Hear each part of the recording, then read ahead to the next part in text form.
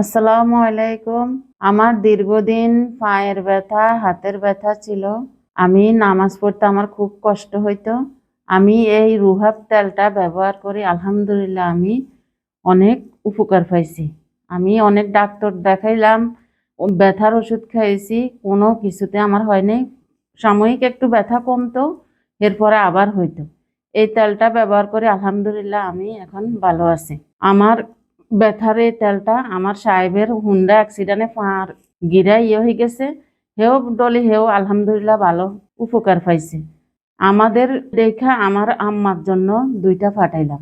এরপর আমার আত্মীয় স্বজন যার কাছে বলছি সবাই বলছে যে তাইলে আমাদের জন্য পাঠাইছে, আমরা ব্যবহার করি। সবাই আলহামদুলিল্লাহ ব্যথার ওষুধ এখন আর খাওয়া লাগে না।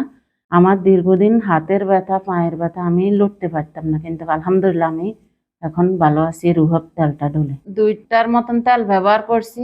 আমি আমার আত্মীয় স্বজনকে 5টার মতো নিয়ে দিছি। আলহামদুলিল্লাহ ব্যবহার করি, এই পর্যন্ত কোনো সাইড এফেক্ট হয়নি।